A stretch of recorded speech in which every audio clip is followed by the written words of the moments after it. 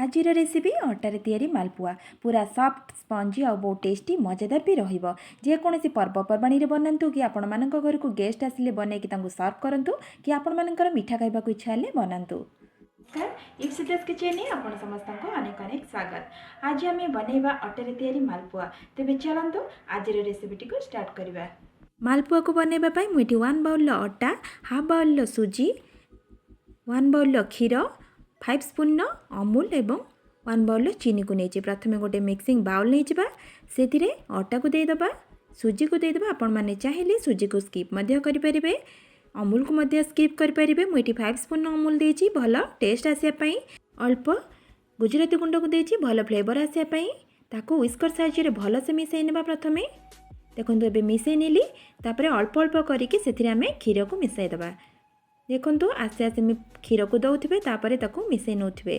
जी quantity क्षीर दरकार है आपण मैंने से ऐड करेंगे। एबे मु टोटाल क्षीर सब देदेली। ताको देखो विस्कर साहाय्य मिसई नौची। एबे मिसई नेली, बिल्कुल लम्स भी नहीं। देखो कंसिस्टेंसी एमती ही रहिबो। ताको पूरा आधा घंटा पर्यंत रेस्ट देदेबा कवर करके। एपटे आम गैस रे कड़े बसैकी सीरा प्रस्तुत करवा। फ्लेम को लो टू मीडियम रे रखिथे। 1 बाउल जो चीनी नहीं ताको देदेली। 1 बाउल पानी को ऐड करुचे। जेतिकी चीनी नहीं थे से पानी देवे। ताको लो टू मीडियम फ्लेम रे पूरा मेल्ट है पर्यंत घाटुवे। भल फ्लेवर आसापी मुझे गुजराती गुंड को अल्प आड करुच्ची।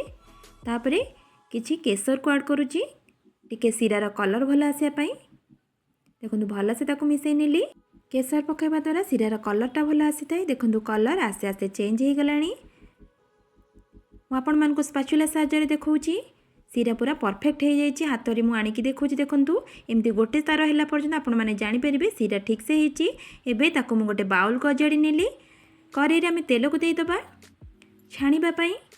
बैटर भी पूरा परफेक्ट होती। देखूँ तेल भी पूरा गरम हो गलानी। ये मुझे गोटे टंकीर बैटर ए दौची।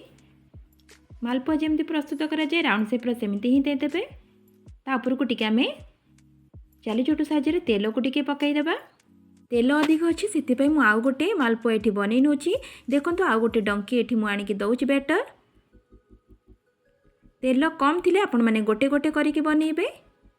एबे आमे जाली चोटू साहाय्य टिके तेल ता ऊपर को पकई नबा।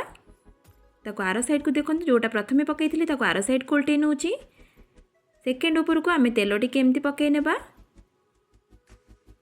ताको भल से आर साइड को उल्टे नबा। टिके केयरफुल उल्टुवे तेल ना छिटक ऊपर को। आपण मैंने चाहिए 2टा स्पैचुला नहीं उल्टे पारे। देखु आर साइड को ताको उल्टे देली। कलर भी ये आस्ते आस्ते चेंज हो गलानी। फ्राए करेंगे नहीं, लाइट गोल्डन कलर है पर्यंत ताको फ्राए करेंगे। एबे देखु हो गला। मुझे प्लेट को काढ़ी नौची। पूरा मालपुआर कलर जमती सेमती ही कलर आसीगलानी। मुझे प्लेट को काढ़ी नौची। भल कि तेलटा छाणिकी ताको काढ़ी नेबे। एबे गरम सीरा रे मुझे पकई दौची। मन रखु सीरा को गरम करके रखिथे माने उषुम उषुम थी। आपण मैंने मालपुआ को ऐड करेंगे से। एबे सीरा को ता ऊपर को टिके भल से स्पून साहाय्य देदेबा। ताको 5 ରୁ 10 मिनिट पर्यंत सीरा ऑब्जर्व होगा देबा। एबे 10 मिनिट पर मुझे प्लेट को काढ़ी नौची। देखो केते डेलीशियस लगुच। पूरा मार्केट रो मालपुआ परी देखिले तो अटारे तैयारी मालपुआ केते आपण मानकर जेते बेले इमिडिएटली मीठा खाइबा पई इच्छा हो आपण माने ए मालपुआ को बनांदु। बहुत टेस्टी लागिबो। जदि आजिर वीडियोटी भल लागिथिबो ताले चैनल को लाइक शेयर करि नेबे।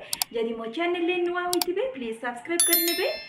एबे नियंतु ए नरम मुलायम मालपुआ खाइकार मजा उठांतु। याको आपण माने 4 ରୁ 5 दिन पर्यंत फ्रिज रे स्टोर करके रखि परिबे। ताले आज पई रहउची नमस्कार।